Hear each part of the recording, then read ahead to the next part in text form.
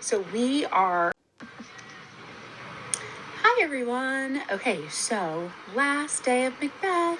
So we are going to skip to Act 5, Scene 8, because in Act 5, Scene 7, all it is Macbeth going against young Seward, and that is something that we don't need to focus on. So we're going to skip to Act 5, Scene 8, which is the last scene in the play.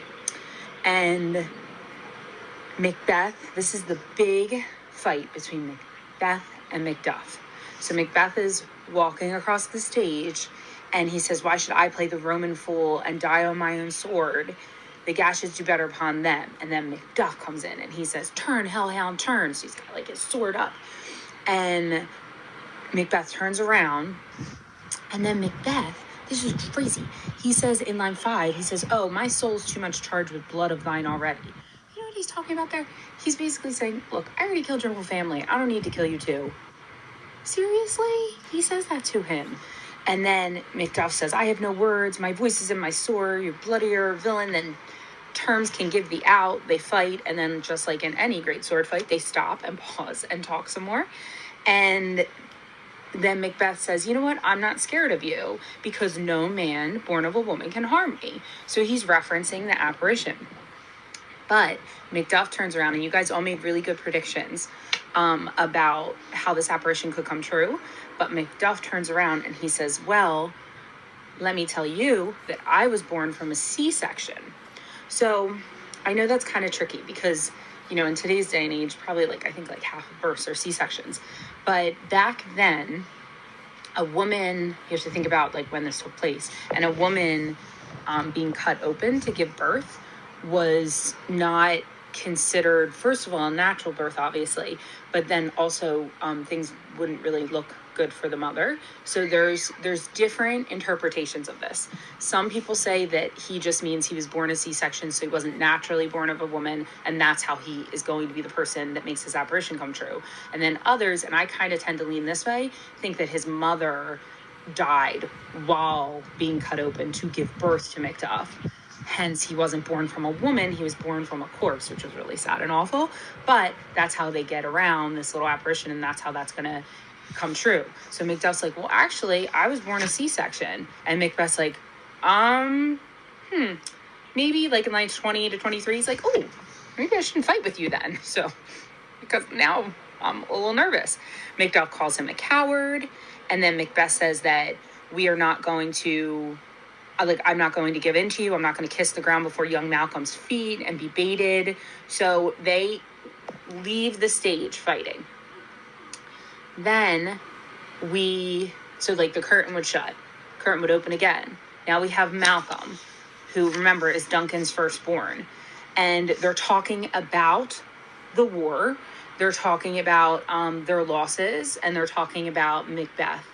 And basically updating. And then if you skip to line 54, Macduff walks in holding Macbeth's head like this. I will use John Cena. So what did he do to him? He's holding his head up. He beheaded him. So Macduff is the one that actually kills Macbeth, which is what we thought was going to happen, right? Not only did the apparition say that to beware Macduff, but it also, he killed his whole family. Macbeth, Lucas is looking at me like, "Why are you holding up my John Cena?" Macduff, his whole family was killed at Macbeth's hand. So it makes sense. All right, hold on, you can come take it. So it makes sense that Macduff is the one to kill him. And then who is named king? Malcolm, and it's his rightful throne. So, thank you, Lucas. Thank you. Go ahead, give mommy one more minute. And then they all say, "Hail, King of Scotland." And then the end is Malcolm around line 60. Malcolm says, will not spend a large expense of time before we reckon with your several loves and make us even with you, my thanes and kinsmen, henceforth be earls, the first that ever Scotland in such an honor named. So basically he's saying that he doesn't want unchecked power. He wants to have a cabinet of men around him who are going to be his earls and are going to help him to make decisions. So while obviously this is still not a democracy, we get the impression that Malcolm is going to be a fair and good king, and it's his rightful throne because it was his father's throne. So at the end of Macbeth is killed by Macduff, which should have happened. Malcolm is named king, which should have happened. We get the impression that he is going to be a fair king, should have happened. There are still some questions that we don't have answered. Like, where's Fleance? Fleance running in the woods somewhere after his father was killed, and this little kid, we have no idea where he is. He doesn't come back. So the whole prediction of Banquo's kid being king, that doesn't happen at this point. And then the third murder, we never find out who the third murderer was.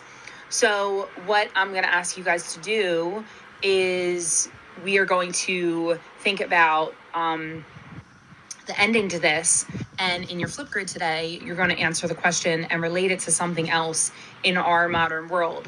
Like, what does Macbeth make you think of? Someone who's power hungry, right? How many times have we seen that in movies or literature or TV shows?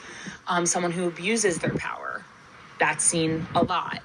The theme of not being true to yourself and not being who you are and putting on a mask for everybody, the theme of appearances. That's something that we see often. So in your Flipgrid today, I'm going to ask you to relate Macbeth to something else. What else in our modern times is similar in theme or in character or in conflict also? So we finished Macbeth remotely. This is quite an accomplishment. While I wish we could have been in class doing it, I'm proud of you guys for getting through it. And like I said, for your final project, we're going to do more of a creative, fun, hopefully fun for while we're stuck inside project. And it's not going to be a test, and it's not going to be an essay. So, awesome job. Macbeth, all done. Proud of you. Miss you. Bye.